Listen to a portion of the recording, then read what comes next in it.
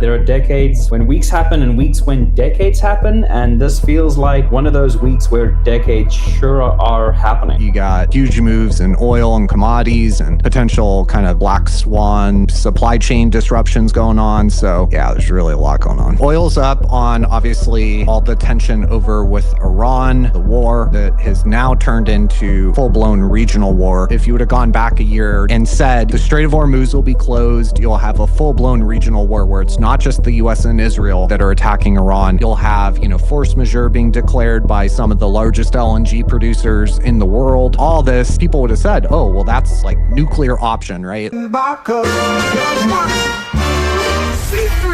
okay, a millionaire. I'm a young money millionaire. Good morning, good afternoon, and good evening to everyone joining us on YouTube, on X, wherever you are around the world. Welcome to the Daily Stack. Thursdays, we welcome infra, we cover macro, and boy, what a day to get started. If you're joining us on any of the social media platforms, please feel free to give us a like, drop a comment.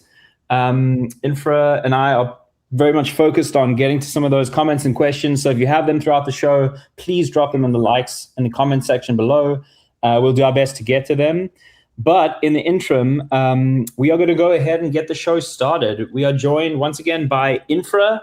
We are covering commodities. We're covering oil's price spiking. We're covering Bitcoin outperforming gold, at least over the short term. We're covering macro, non-farm payrolls, anything and everything macro related. Let's jump into it. Infra, how are we doing today?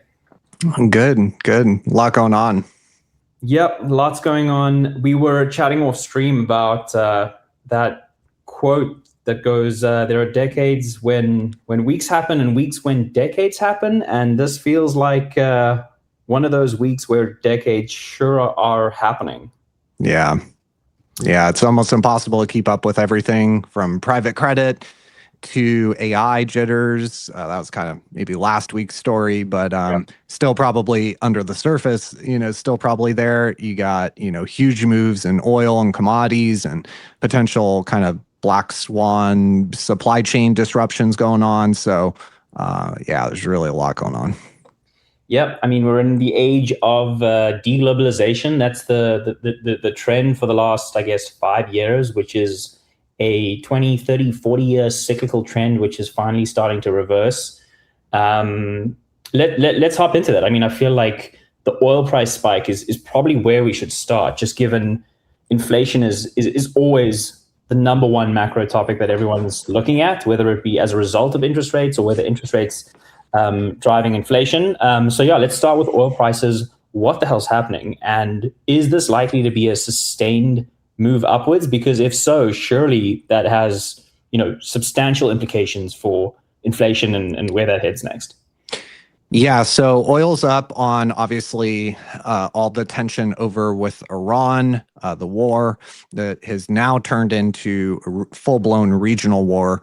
The Strait of Hormuz is closed. If you would have gone back a year to kind of the last intervention over in the Middle East, and said, the Strait of Hormuz will be closed. You'll have a full-blown regional war where it's not just the US and Israel that are attacking Iran and Iran, attacking back, but also, the Gulf states. You'll have, force majeure being declared by some of the largest LNG producers in the world.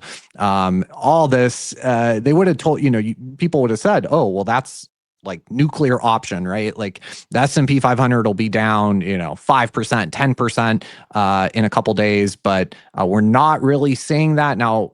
Today, S&P 500 is quite weak, down 1%. You have Dow Jones down 2%. You have the Mag 7 down 1%.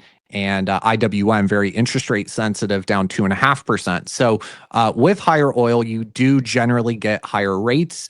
And that is what the bond market is pricing in currently. So we can compare the 10-year here to oil, and we can see that bonds had been getting bid quite aggressively, despite the fact that oil was actually kind of grinding higher. This was really kind of when the conflict started to get priced in. And I know because I caught that move with some USO calls. This was really, there was already concern here, but despite that, you actually had bonds getting bid, rates coming in. But yeah, as the war broke out over the weekend, since Monday, we have had oil moving vertical up 18% for WTI. Brent is even more. You have crack spreads blowing out. You have obviously rates moving higher. I think that, the initial read is definitely higher inflation when it comes to higher oil, higher commodity price. Generally speaking, the initial move is definitely, that initial impulse is definitely going to be inflationary, but ultimately, I think it's really a demand destruction sort of story. So, generally, the 10-year yield has kind of grinded higher, despite the fact that oil's kind of grinded lower. But with directional correlation. So, here, for example, we can see oil move lower. There was kind of lower growth outlook, and bond yields moved lower. So, I think that the initial move definitely is inflationary. But, if you go back to like 2008 and look at what, my chart doesn't go back that far. But if you look at oil going into the GFC, it moved dramatically. Going into the GFC. This was, it was like 150% move from December of 06 to July of 2008. Oil went up 130%. So, initially, yeah, that's inflationary, but then you get demand destruction on the other side. So I think that when it comes to the bond market, like, yeah, they might be, it might be pricing in that initial move. But I think that the kind of, to look through that, it's actually extremely bullish for bonds. We've had a bear flattening of the yield curve since the war broke out, indicating again kind of lower growth expectations, uncertainty, but also kind of a stagflationary kind of tilt to it. So yeah, I think I'm still bullish TLT. I've been kind of patiently scaling into that position.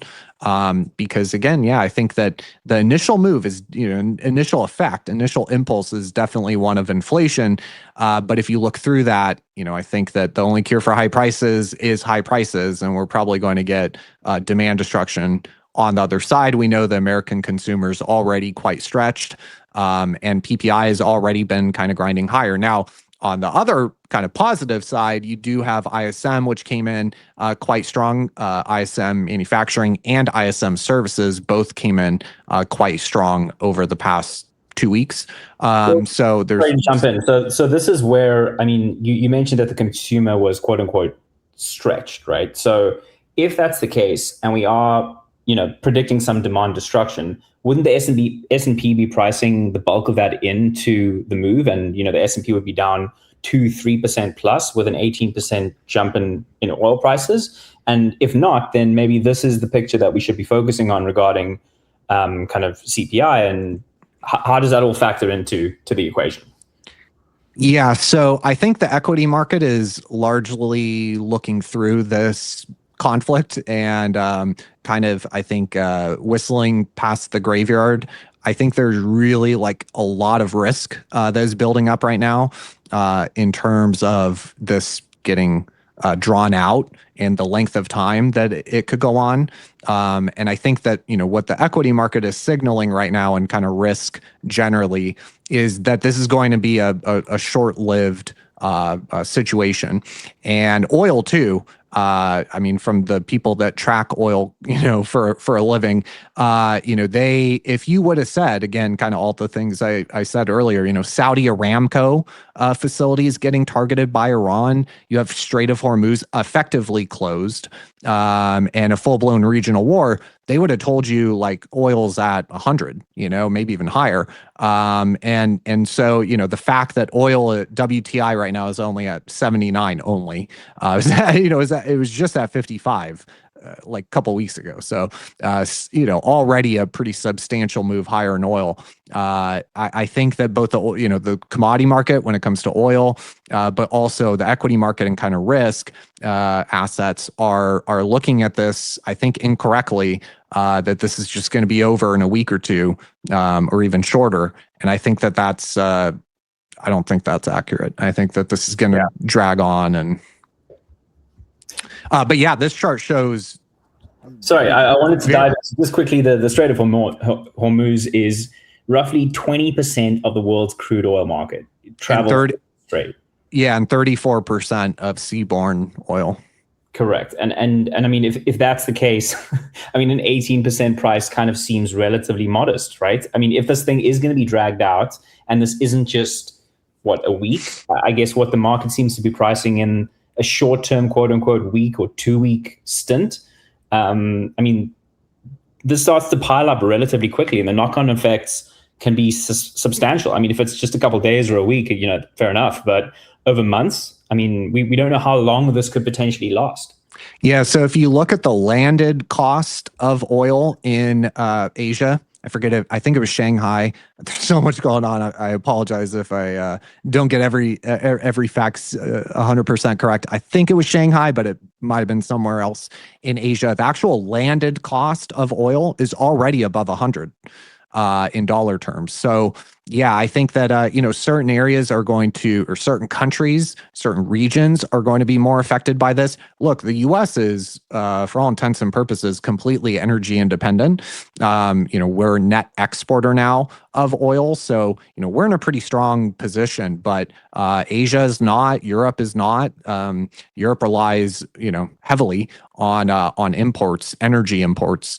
And so, this is why the euro has weakened by 2% just in the past couple days, which, for a major pair like dollar euro, that's significant. Yeah, no, that's definitely quite a large move for such a liquid global pair. Yeah. Yeah, and yen, dollar yen has moved quite a bit as well. Japan relies heavily, just like South Korea, on energy imports. And we've seen previously that higher oil price can push their country into a current account, less of a current account surplus, which, remember, mechanically what that means, the inverse of the current account is the capital and financial account with a floating exchange rate. So when you're running a lower current account surplus, when that current account surplus goes from this is in yen, from 25 trillion yen to 10 trillion, what that means is that 15 trillion, the amount that you were a creditor to the rest of the world decreased by 15 trillion. So, we know Japan is a large buyer of U.S. Treasuries, and South Korea too. Not, in the top three, but substantial. It's notable, and so yeah, you get a strain on your current account, whether you be in Asia, like Japan, or even Europe. So here's France. And I think that this is a part of the reason the dollar euro is ripping higher, and the euro is weakening, is because Europe is so entirely reliant on energy imports to. You need energy. There is no more critical input in an economy than energy. And so, like Luke Groman says, you can't run a tractor on U.S. Treasuries. I think is going to be one of those sayings that we need to keep in mind because I think this is going to drag on. Like, I'm not seeing any indications that, given what I know about Iran, country of 90 million people, geographically incredibly mountainous and kind of difficult. I've known quite a number of Iranians living in LA, and they all describe a very fractured sort of I don't want to say balkanized, but very, very fractured society with 7, 8, 9 different kind of distinct groups, and none of them really like each other, and so you get into a situation where, and we saw it in Iraq too, where strong man, authoritarian Yugoslavia. Yeah. Strong man is able to kind of keep it all together. Like, yeah, they're oppressive. Yeah, they torture people and imprison and whatever. But generally they keep the country kind of well contained. And as soon as that strong man's out, all hell breaks loose. And I think that we're kind of past the point of no return. It doesn't sound like this administration really has a plan that they've at least been able to articulate to anyone. And when they try, it is a different plan each day. So I'm not even sure that they really know what they're doing. And I think it's just gonna kind of spiral. Well, I mean, I would tend to agree. I think without a plan, that's where the volatility comes in, and that lends itself to a longer rather than a shorter type of a situation. I also spoke with someone who's from Iran, living in the US, and her entire family is in Iran itself. And what she actually said to me was, as much as there's all of this chaos going around in the country itself, her family and a lot of the community around them are actually relatively excited about this entire movement, because they're fighting for freedom or for what they believe in. So there is this oppression. And when you have that amount of unrest, again, obviously I'm not living in Iran itself, but when you have a population that has been suppressed and now they're trying to break out of that suppression, there can be a lot of hope and inspiration behind that movement itself, which would again lend itself to a prolonged rather than just a quick one and done time frame associated with this. Now, that's obviously one anecdote. There's so many other factors that could come into play. But I mean, I just thought that was worth sharing because, again, if we're trying to price in, or markets are trying to price in the time associated with this chaotic event, it might be prudent to look at some of the on the ground anecdotes as to what the people are feeling and what their hopes and essentially dreams are being repressed. And I think that's worth monitoring in terms of the length of such a war expanding. Yeah, I think that it'll be difficult to I think what they wanted was kind of what you're describing, where you get the populace to kind of have an uprising and basically give them the opportunity to go overthrow their own government. I think that that's kind of like what their thinking was, but from what I've seen, it's not looking good for that plan. You still have the Basij, the kind of like paramilitary group in Iran, huge amount of people in this group that are regime loyalists that are going around and killing people that are out celebrating Khamenei's death. So maybe that develops. Maybe we're able to somehow take out the tens of thousands of these Basij. But I don't think that it's looking too good. Now there's this plan of the Kurds to arm the Kurds, and conflicting reports of how much that has actually happened. So it's all over the place. I think that Iran's capabilities, they've clearly kind of tapered off in terms of the amount of missiles and drones that they've launched. But they have said, explicitly, what's left of the IRGC has said, we're kind of transiting not only into a decentralized command structure, but also we're kind of like hunkering down, we're planning for this to be a long drawn out war. It'll probably turn into a war of attrition. Well, if we look at the US, I mean, this is something I've been screaming about for years now. Due to the dollar and due to the reserve currency status and kind of the structure of our financial system, economic system, globally even, we can't make anything. Our defense industrial base is completely hollowed out, and we're using up. Our stockpiles are getting dangerously low on certain weapon systems, and so if it does turn into a war of attrition, how well is the U.S. really going to do? Yep. Well, no, that's a fantastic question, and that kind of leads into specifically where interest rates are. And I wanted to cover this because at the moment we have a 2.7% probability of a cut. A lot of this would make sense given everything that's happening with the war. But what are your takes on this? Is this accurately priced, and perhaps should there be a probability on a hike? I mean, how do you read this? Well, from a market standpoint. Yeah, Europe money markets are and swaps are indicating a hike. again, there's so much like volume of information. I can't remember. I saw that earlier a couple hours ago. So in Europe, there are kind of indications of that. Here in America, like I don't think the Fed. What we know about the Fed is they're very slow to react and they're very cautious. They need to be cautious about everything. So I think that, probably it's, much more, I don't think we'll get a hike because fiscal dominance didn't just disappear. We are rolling, I think, $12 trillion within the next 12 months.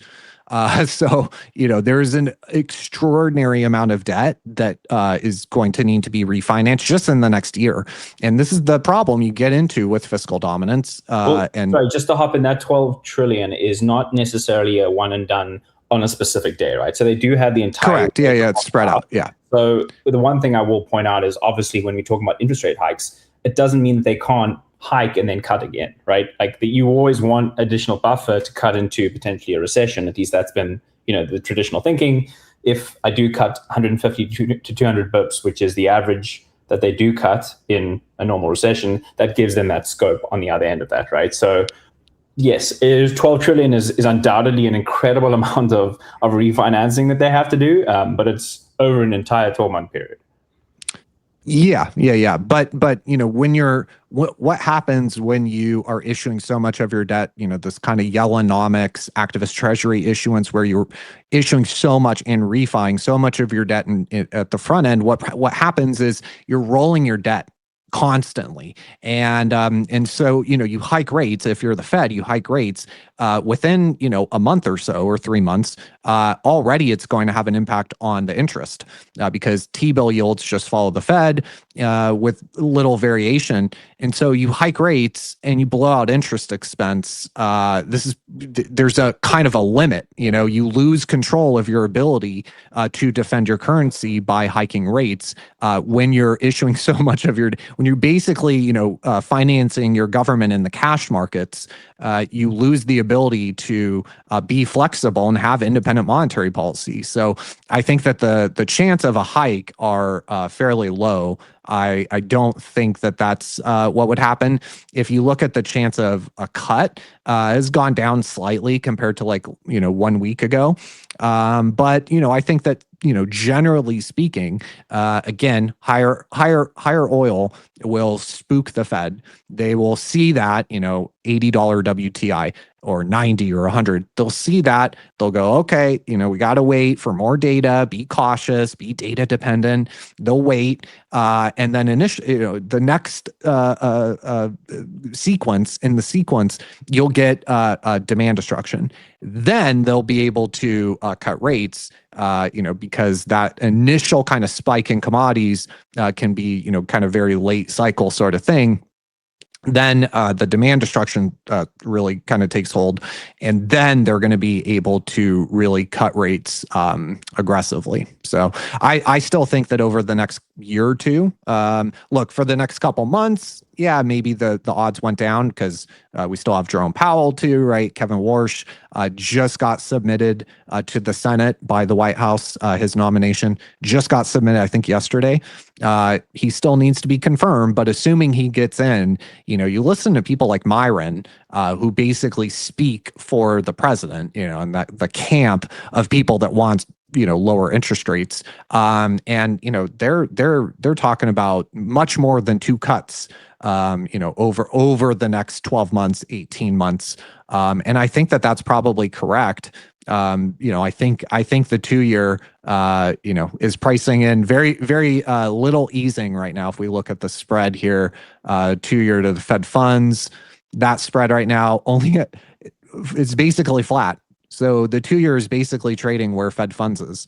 And I think that, that's probably mispriced. I think they're going to cut a lot, not only due to higher productivity, which they'll use as an excuse to cut rates aggressively. They'll say, look, we have higher productivity, therefore we can cut rates more and not cause inflation. They'll use that. That is already an emergent kind of school of thought right now.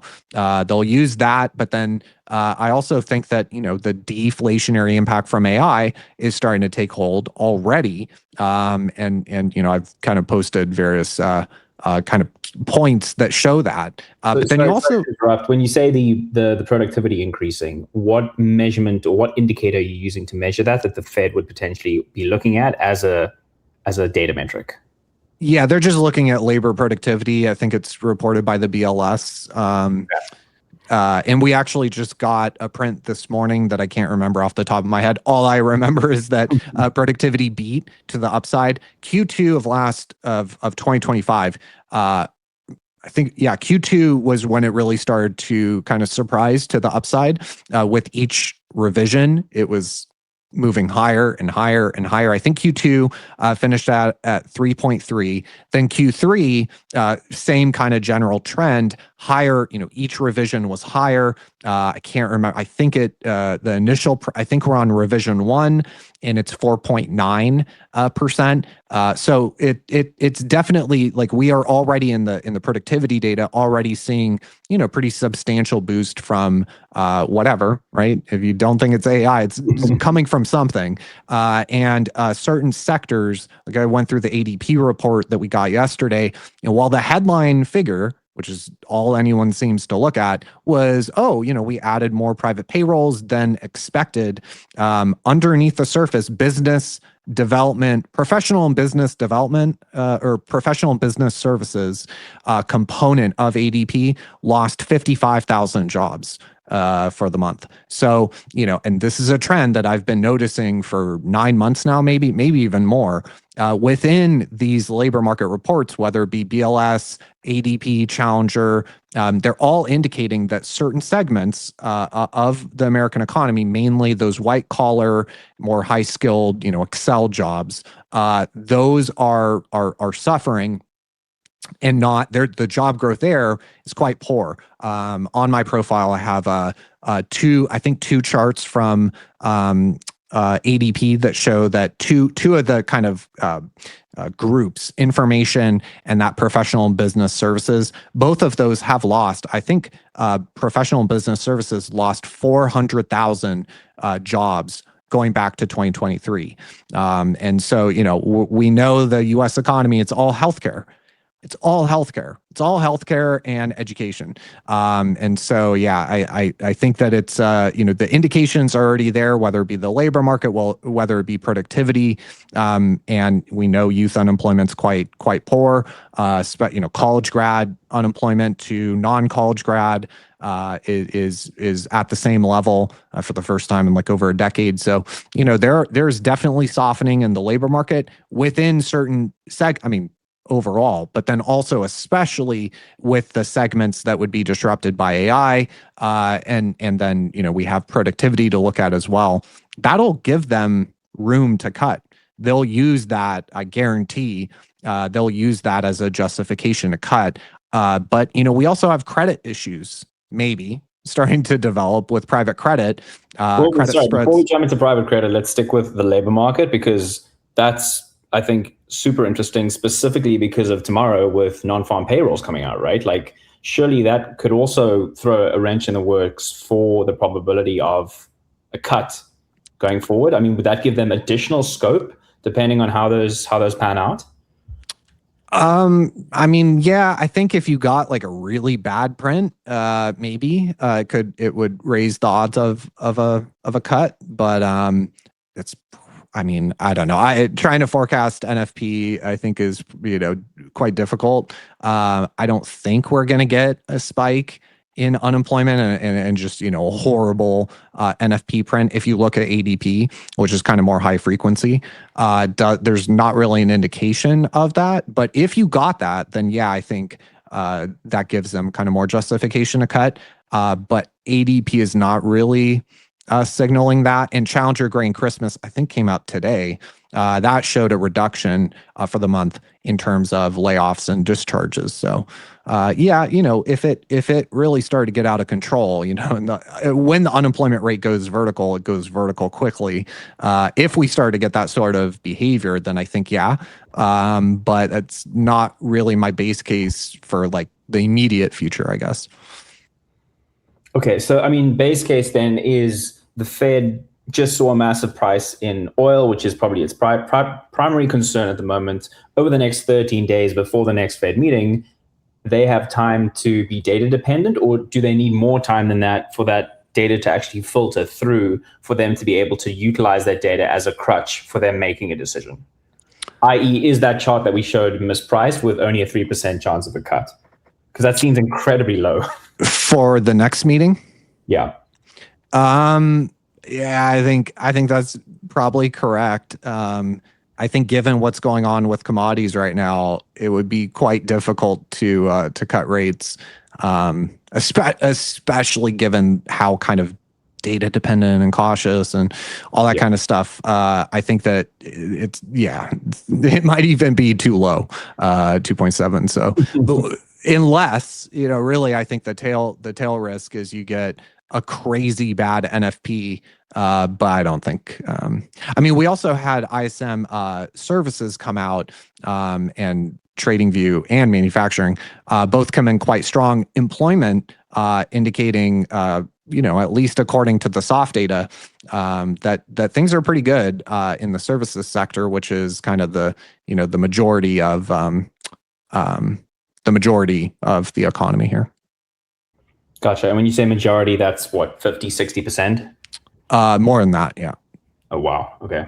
Yeah, so here is ISM non-manufacturing, so services mainly, and we can see that employment has been inflecting higher, going back really to kind of mid-2025, is now well into expansion territory. So with ISM, anything above 50 is expansion, anything below 50 is contraction. And this is indicating that employment conditions are improving, strengthening within the services sector. And I'm pretty sure that manufacturing employment is still under 50, but improving. But sorry, with that 50, first of all, that's a line in the sand that was drawn, or was that like anecdotal? I mean, how far back did they backtest that data? Because it seems like it's just a random number. And then my second question is, I've seen a lot of Twitter bull posting pointing to specifically, this data being above 50 means that we're headed for the next correction to the upside rather than to the downside. So a lot of like those Bitcoin bulls, which as much as I would love to believe them, point to this data specifically as the be-all end-all of macro pointing to a Bitcoin recovery. Is that accurate? And what is how statistically significant is a above 50 reading?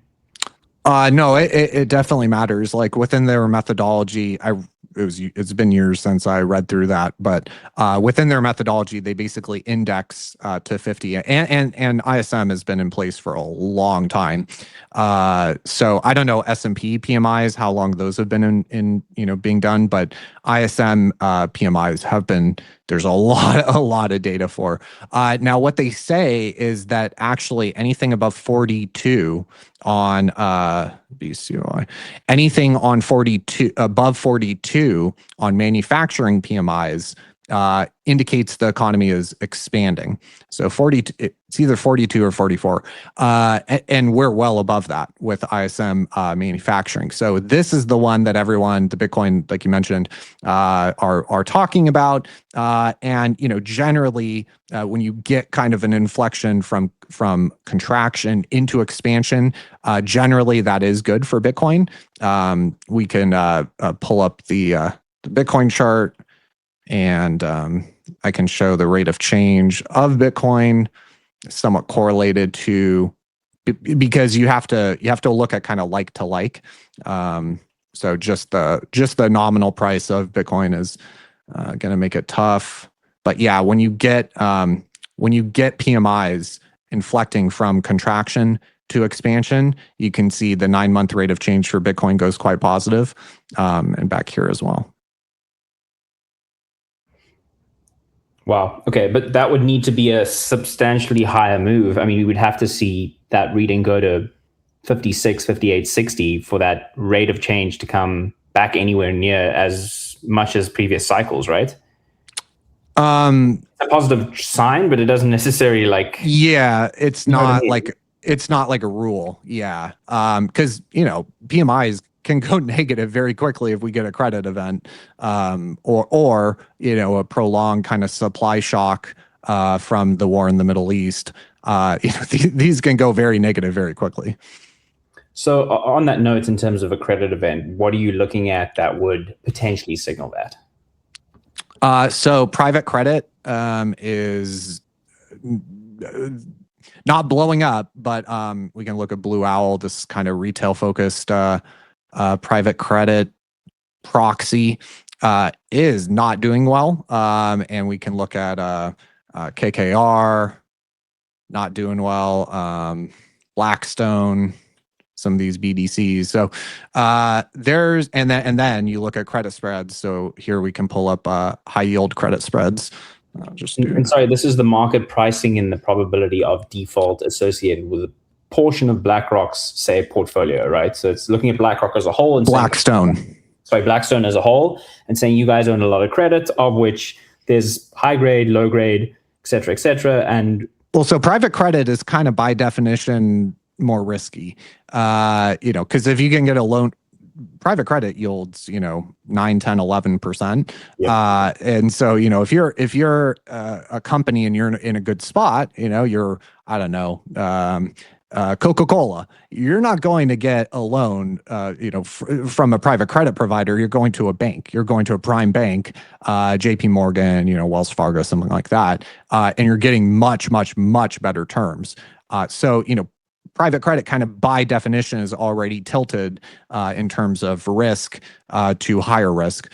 And if you look at the composition of private credit loans, a lot of these funds, like 40% of the loans are SaaS. And we know that SaaS has not done well. IGV is just completely round tripped here since Liberation Day, pumped, and it has just been getting absolutely demolished on AI fears and the ability of AI to disrupt, revenue growth for these companies and that sort of thing. So if private credit has a huge exposure, kind of a disproportionate exposure to software, and software is kind of starting to get disintermediated due to AI, or the market is worried about software becoming disintermediated from AI, then you can see how those risks kind of start to play on each other. So credit spreads are, very, very tight still, historically speaking. So we're only at about 308 basis points for high yield, but they are starting to perk up.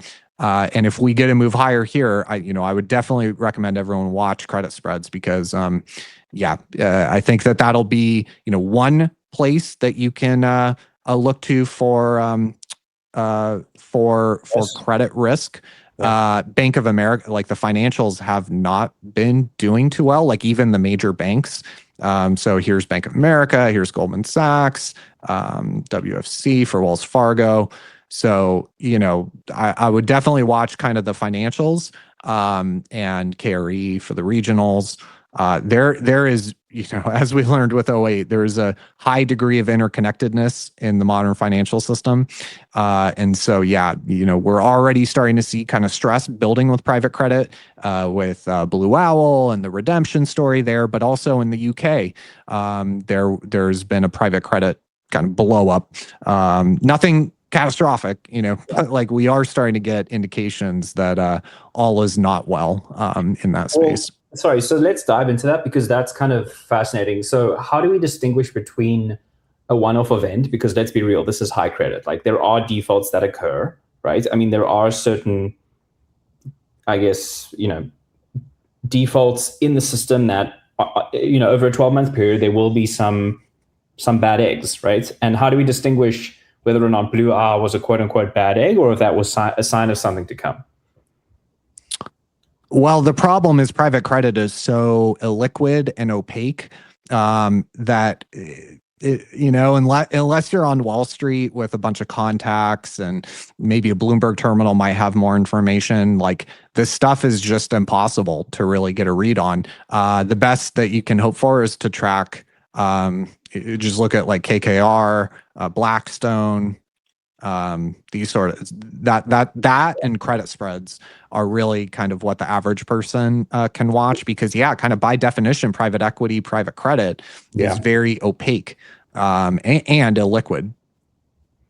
So, I guess a lot of these funds, like a KKR or Blackstone, just bidding between themselves, and then when they decide, hey, they walk away, those large whales disappear, and there's even less liquidity. Because if these things are liquid to begin with, then I'd imagine a lot of this is, social sentiment by design. And if someone at Blackstone isn't willing to be there as a buyer, then I'd imagine KKR isn't either. And it's kind of that whole 2009 knock-on effect again, where as soon as the biggest player disappears, then everyone else starts to disappear as well from the buying pool.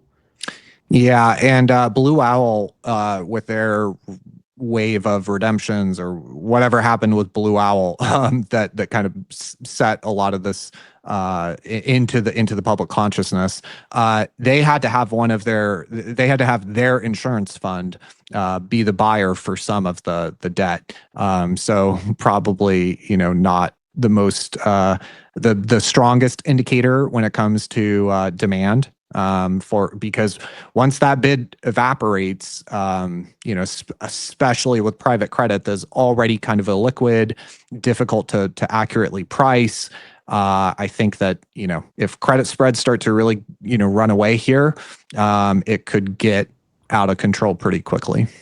Well, can you go back to the credit spreads chart? Because, it does look like, and again, I'm no technical trader, but it looks like there's a substantial floor, which then broke down and then rallied back from 250 to 3. Again, very much, rough terms, but somewhere between 2.5 and 3 is really where we're at the moment, sitting at 3.08. And that was the previous floor back in, I guess, July of last year that it then fell through.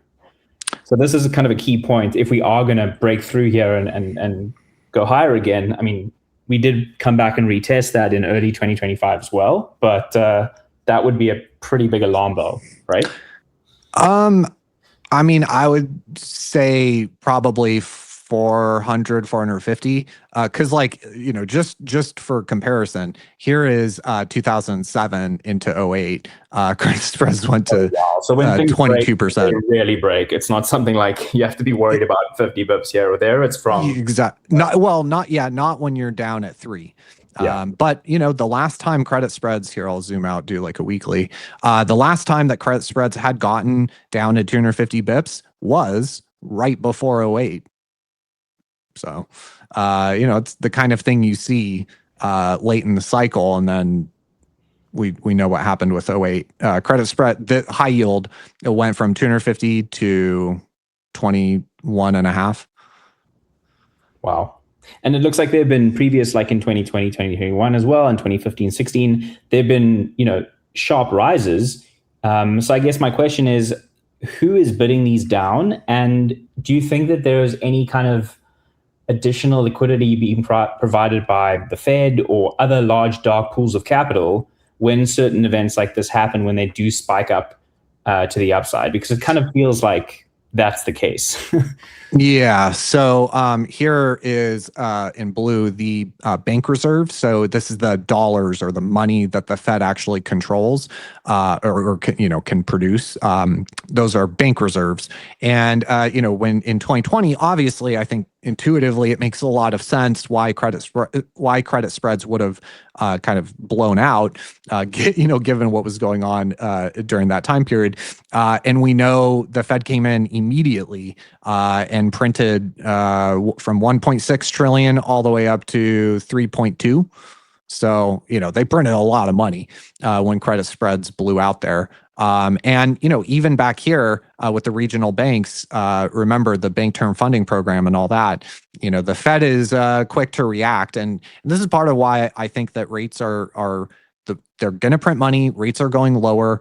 But first, this is part of why I'm like, kind of in this TLT position and think that I didn't sell my Bitcoin. I didn't short it or anything. I wouldn't want that kind of exposure, but like, I'm still kind of thinking that Bitcoin probably goes significantly lower in this sort of event before it goes higher, so that's kind of part of it, right? Like first you get a credit event credit spreads blow out, and everything, risk, and especially high beta like Bitcoin is going to do very, very poorly. I mean, high beta stuff is going to get absolutely crushed in a deflationary, sort of shock, whether it be, a credit event in the credit market, or whether it be a kind of black swan supply shock.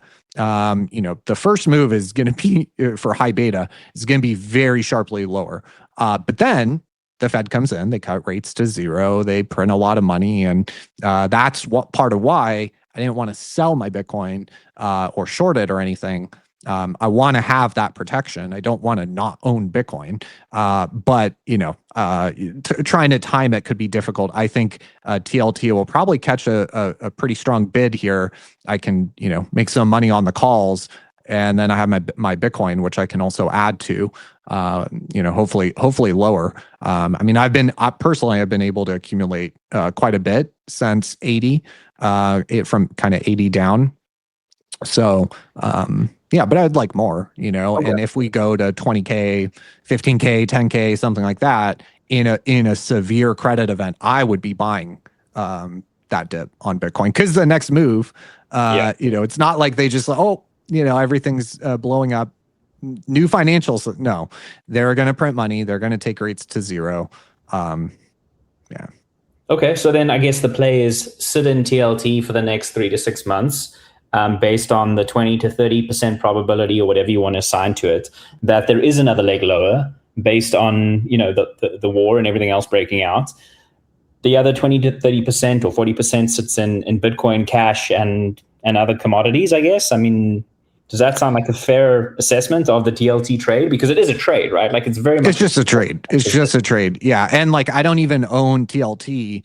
I definitely would not own, go bid on Treasury direct for actual 30-year bond. You would have to pay me 70% yield to do that, Yeah. So I'm not doing that. I'm not even owning TLT, which is an ETF representation of the long bond. I don't even own that. I'm just owning calls out in 2027.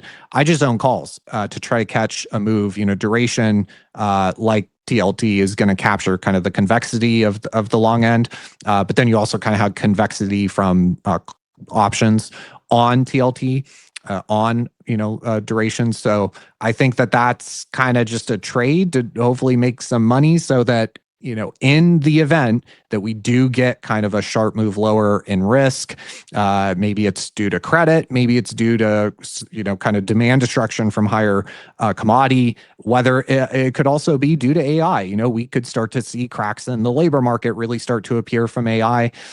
We know Block, Square, whatever, announced they're cutting 40% of their workforce. You start seeing, over the next 9 months, 6 months, you start seeing other announcements like that. Things could get, hairy from AI. We know the equity market's already worried about it. We also know the bond market was catching a pretty strong bid. I mean, the 10-year declined like 30 bips over the past, 30 days. And that's a notable move in the bond market as well. So, it could be due to a number of factors, but like really, if you can look through the higher commodity, higher price commodity shock sort of inflationary impulse from that, if you can look through that by just a couple months, like the net, that is unbelievably bearish, especially given kind of the already precarious nature of the American consumer. Yeah, which is kind of leading me to our next topic, whether or not Bitcoin's outperformance is, something that's warranted as part of initially short term, but I also want to get into the long term cycle, because all of what you mentioned is kind of aligned with that whole 4-year cycle, which I'm personally not necessarily a believer in the cycle itself, more the market psychology behind it. But it does stack up pretty well with previous quote unquote cycles, all the next 3 to 6 months being, very bearish. I've seen a lot of people on Bitcoin Twitter saying anywhere between now and the next 200 days would mark a local bottom, or at least the bottom for the cycle, if there was such a thing. So it's kind of ominous how these things do align pretty well with broader market sentiment and timing of cyclical bottoms. Yeah, Bitcoin's outperformance that we've seen recently is actually quite correlated. I thought I had a chart. Is quite correlated to the dollar. So we would not expect, you would normally expect, like with gold, to move inverse to the dollar. But what we've been seeing with Bitcoin is actually it's been moving with the dollar. So all this, the pop in oil and kind of everything in the Middle East has caused a pretty significant bid in the dollar. And we've also gotten a bid into Bitcoin. I would like this correlation to break. The market clearly sees Bitcoin as part of the dollar complex. This is something I've been pointing out for months now. It's the correlation is quite strong. This should have a negative correlation, an inverse correlation, not a positive correlation, but it does. And so, how much of the Bitcoin bid is coming from, we've also seen kind of a pop in IGV, which is that software ETF that, everyone was kind of watching with the very high correlation. We've seen a bit of a pop, right, in IGV. So, it's tough to say that like we're in the all clear. I mean, just in terms of sentiment, we took a poll this morning on Bitcoin beating gold since the war started, and it feels like that typical "we're so back" meme. Where like, between one day and the other, we're so back, and then it's all over, and then we're so back again. Or maybe just a lot of our followers are Bitcoiners and want to align their narratives or want to align their Bitcoin bags with the narrative itself. I'd love for us to be back because I obviously hold a lot of Bitcoin as well.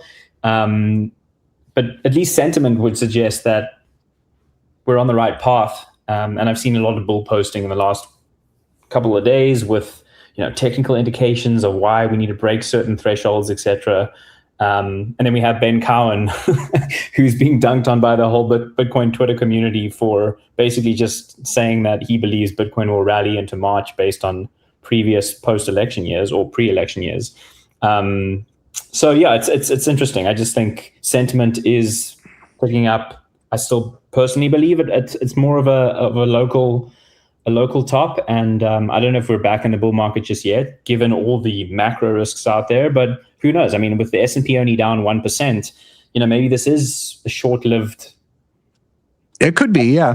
And in 6 months' time, we're back at 100K. So I'm not opposed to that. Worst case, your TLT position is not something you own for 30 years. You miss out on your calls, and the rest of your portfolio benefits from this. So, yeah, the cool thing is like it's, I don't know, I think right now like 2 or 3%. I'm hoping to get it up to maybe like 7, 8, 9%. But yeah, if it doesn't perform, it doesn't perform.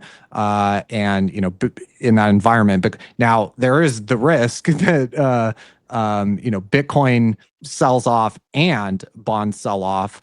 I just think that it's less likely. But yeah, to me, the equity market looks really weak. It's not to say that we can't get a reversal, but whether it be the S&P 500, whether it be the NASDAQ, like all this stuff looks pretty weak to me. Then you add in private credit, you add in AI, the kind of jitters from AI, IGV kind of story. This is probably more of a dead cat bounce, which translating back to Bitcoin probably means the coast is not all clear. Could it be? Yeah, absolutely. But if I had to kind of lean one way or the other, I would say that, because we just have so many risks right now, we have private credit and kind of credit event risk. We have this huge pop in commodities.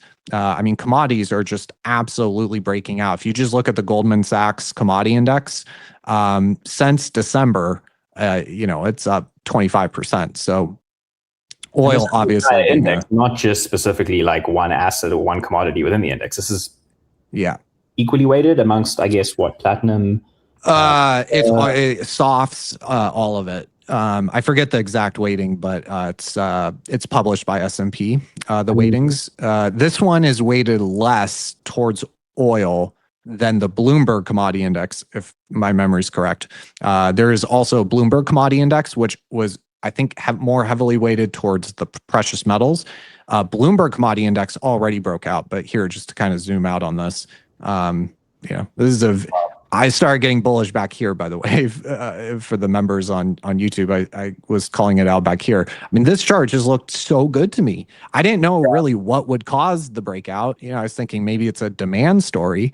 Maybe that was kind of before the article I wrote and everything, before the TLT stuff. So I was thinking, maybe it's a demand story. Maybe we are early cycle. The economy starts to reaccelerate here, and you get a pop from that in commodities. That was kind of like the fundamental justification I had for it back here, but it ended up being war. And we know that when there are these sort of supply shocks, this is already a pretty crazy breakout to me in just the past couple months. I mean, that chart just looks like textbook consolidation 101, right? If you look and then breakout. Yeah. And then obviously the breakout, but I mean, you want to be buying during the chop consolidation, right? That's the period where you want to be accumulating so that you're not left chasing, because that's when the poor decisions are made, right? When you start chasing something, then you become typically more emotionally focused rather than fundamentals focused, and portfolio sizing, things like that go out the door, and it becomes a lot easier to lose money in those kind of conditions. Yeah, it's really hard not to chase here, just because like mentally it's like, oh my God, like how did I, because what happened was I was talking about it back November, December in like the member videos I do. And I was like, I kept telling myself, you need to look for ETF, because commodities is basically all just futures. Right. And so I was like, I got to find an ETF that tracks the commodity index. And then, look at, and so I found one, but it got absolutely crushed by the roll in futures. The ETF got crushed from the cost of rolling the futures. This doesn't really look good. I got to find a better one. I'm sure there are others, but like I just kept forgetting, to ever really follow through with it. And so, yeah, I'm watching the trade I've been calling out since November, December, just running. And I think it's got further to go, but you also have headline risk too, right? If you're chasing here, you also have like headline risk of, look, oil is on the daily, the RSI is at 82. You have a very real risk right now that some kind of headline comes out and this thing reverses quite sharply on you. And so if you're chasing here, the risk reward of buying something here is way different than the risk reward of buying something, here, for example. So yeah, you generally don't want to chase, and it's been hard, psychologically or emotionally to see a trade idea working out so well. Trade idea I didn't actually end up, taking. So it's it's kind of frustrating, but I'm trying not to chase. That's awesome. That also, I want to give a shout out to you, because I don't know if we've covered your channel on the Daily Stack yet, but you have a fantastic channel. So anyone who's not at least subscribed to Infra, preferably as a member, because he releases the real alpha to his members channel. Go follow him on YouTube. It's at Economics Unmasked. Infranomics, if you type it in, it should be the first one that pops up, because he is the GOAT. With that, we are going to close it out, guys. It's 1:30. This has been a fantastic hour. Infra, thank you so much for hopping on with us yet again and covering all the macro events that are going on. It's been an absolutely wild week, and we've got another wild couple of days ahead of us. Hopefully this Iranian situation calms down. But yeah, based on the last hour of conversation, we're not really sure that the probabilities of that occurring are super high. So anyway, with that, everyone, thank you for joining. Please stay safe out there. Have a fantastic rest of your morning, afternoon, evening. We will catch you again at 12:30 Eastern time next Thursday for the Daily Stack Macro. Have a good one, everyone.